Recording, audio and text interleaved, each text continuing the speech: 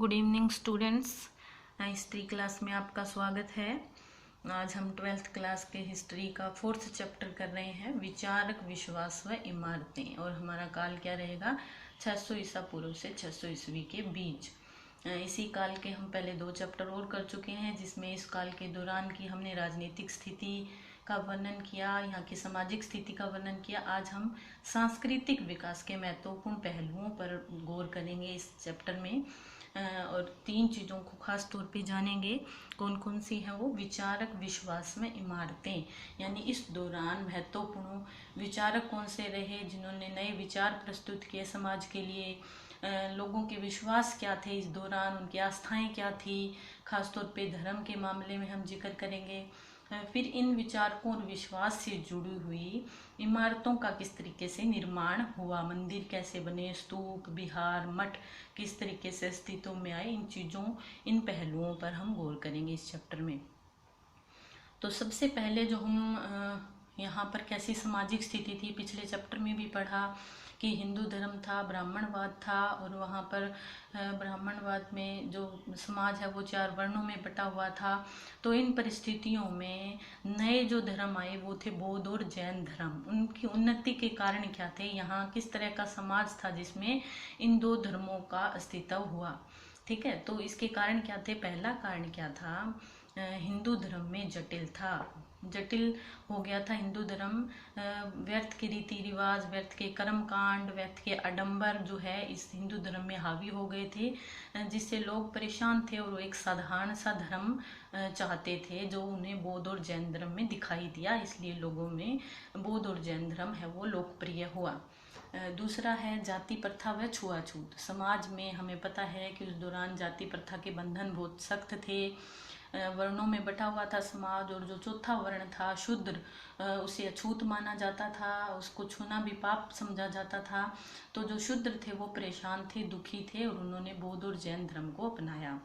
तीसरा है ब्राह्मणों की स्वार्थ भावना। ब्राह्मण है वो स्वार्थी हो गए थे, उन्होंने व्यर्थ के कर्म कांडों में करवा के और आडंबर करके लोगों से धन लेना शुरू कर दिया था। तो लोग उसी से भी चीज़ से भी परेशान थे। चौथा है कि कठिन भाषा। हिंदू धर्म के जो ग्रंथ थे वो संस्कृत में लिखे गए थे। संस्कृत एक जटिल भाषा थी, तो लोग है उसे समझ नहीं पा रहे थे, उसके उपदेशों को नहीं ग्रहण कर पा रहे थे। तो उन्होंने बौद्ध और जैन धर्म को अपनाया, उसके जो उपदेश है उनको साधारण लगते थे। ठीक है, 5वां पॉइंट है महंगे यज्ञ। ब्राह्मणों द्वारा महंगे यज्ञ करवाए जाते थे, लोगों को यज्ञ करना जरूरी था एक तरीके से। समाज में इस तरीके की रिवाज थे, और यज्ञ के दौरान उनको ब्राह्मणों को भोज करवाना पड़ता था जो उनके लिए बहुत महंगा पड़ता था। तो लोग इससे भी परेशान थे, और उन्होंने बौद्ध और जैन धर्म को जो सादगी थी उसको अपनाया उन्होंने। अगला पॉइंट है महापुरुषों का जन्म। इस दौरान हम पहले बता चुके हैं कि महात्मा बुद्ध और महावीर स्वामी जो 2 महापुरुष हैं उनका जन्म हुआ। जो उनका व्यक्तित्व था, उनके विचार थे, उनके उपदेश थे, लोग उनसे बहुत प्रभावित हुए, और उन्होंने बौद्ध और जैन धर्म को अपनाया और उसके उपदेशों को ध्यान से सुना। ठीक है, तो ये था कि बौद्ध और जैन धर्म की उन्नति के कारण क्या थे। अब हम बौद्ध धर्म के बारे में जानेंगे, उसके किस तरीके से उसकी स्थापना हुई और इसकी शिक्षाएं क्या थी। तो बौद्ध धर्म के जो संस्थापक थे महात्मा बुद्ध थे। महात्मा बुद्ध के बचपन का नाम सिद्धार्थ था। उनका जन्म है 563 ईस्वी पूर्व में शाक्य कुल के राजा सुधोधन के यहाँ पर हुआ। बचपन से ही जो महात्मा बुद्ध थे वो बड़े शांत प्रिय और दयालु स्वभाव के बच्चे थे, लेकिन जब उन्होंने संसार के दुखों को देखा तो उनके मन में समाज के प्रति, संसार के प्रति एक अनिच्छा का भाव जागा, और उनको लगा कि ये जो दुख है इनका कारण क्या है, वो इन कारण को जानना चाहते थे। इसलिए उन्होंने गृह त्याग दिया और संन्यास ले लिया, और उन्होंने 6 वर्ष की तपस्या की, और 6 वर्ष की तपस्या के बाद उनको ज्ञान प्राप्त हुआ। और ज्ञान प्राप्ति के बाद उनको जो है महात्मा बुद्ध कहा जाने लगा। तो उनकी शिक्षाएं क्या थी? शिक्षाओं में है 4 महान सत्य थे उनके। वो क्या थे 4 महान सत्य? पहला है कि संसार है वो दुखों का घर है, और दूसरा है कि दुखों का कारण क्या है? हमारी इच्छाएं हैं, हमारे लालसाएं हैं, जो हम बहुत एक दूसरे से बढ़ के इच्छाएं करते हैं कि ये चीज़ भी मिल जाए, वो चीज़ भी मिल जाए। तो वो जो हमारे दुखों का कारण है वो इच्छाएं। और तीसरा क्या है कि इच्छाओं का दमन हम अगर करेंगे तो ही हमें मुक्ति मिल सकती है, हम हमारी इच्छाओं को दबाएंगे तो ही हमें मुक्ति मिल सकती है। और चौथा क्या है कि दमन, इसका इच्छाओं को दमन करने का रास्ता क्या बताया है महात्मा बुद्ध ने? अष्ट मार्ग, उन्होंने 8 तरीके बताए हैं जिनके ऊपर चलकर हम अपनी इच्छाओं का दमन कर सकते हैं। तो वो अष्ट मार्ग क्या है? ये पहला पॉइंट था 4 महान सत्य, दूसरा पॉइंट है अष्ट मार्ग।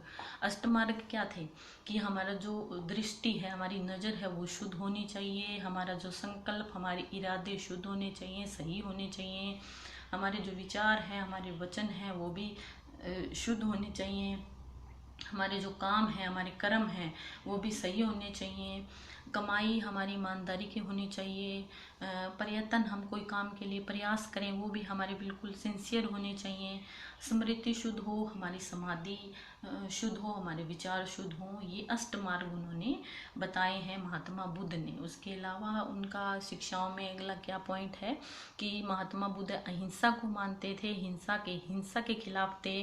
उनको लगता था कि जीव हत्या या बलि देना ये पाप है, हमारे मन में दया प्रेम के भाव होने चाहिए दूसरे जीवों के प्रति। अगला है वो कर्म सिद्धांत में, महात्मा बुद्ध या बौद्ध धर्म कर्म सिद्धांत में विश्वास करता है। उनको लगता है कि हम जैसा कर्म करेंगे हमें वैसा ही फल मिलेगा, अगर अच्छे कर्म करेंगे तो अच्छा फल मिलेगा और बुरे कर्म करेंगे तो बुरा फल मिलेगा। और ये कर्म है वो हमारे इसी जन्म में ही हमें करने हैं, कोई और जन्म नहीं होगा, पुनर्जन्म में उनका विश्वास नहीं था। अगला है कि निर्वाण प्राप्ति का मतलब है कि हमें अपनी इच्छाओं का हम दमन करें तभी हमें मुक्ति मिल सकती है। हम अहंकार और इच्छाओं का दमन करेंगे तभी हम मुक्ति पा सकते हैं। अगला हमारा जो पॉइंट है वो है जाति प्रथा में अविश्वास। जो बौद्ध धर्म है उसको जाति प्रथा में कोई विश्वास नहीं था। उन्हें लगता है कि जो सभी मनुष्य इस प्रकृति ने पैदा किए हैं वो सभी समान है, वो सभी बराबर हैं और बौद्ध धर्म में सभी का स्वागत है। ठीक है, तो ये शिक्षाएं थी बौद्ध धर्म की। अब हम 4 एक जगह कर रहे हैं जो महात्मा बुद्ध के जीवन से जुड़ी हुई हैं। वो कौन कौन सी जगह हैं? वो है लुम्बिनी नेपाल में पड़ता है, वहाँ पर महात्मा बुद्ध का जन्म हुआ था। ठीक है, दूसरा है बोध गया बिहार में है और वहाँ वो किस लिए फेमस है? क्योंकि यहाँ पर महात्मा बुद्ध ने ज्ञान प्राप्त किया था। ठीक है, तीसरा है सारनाथ किस लिए फेमस है?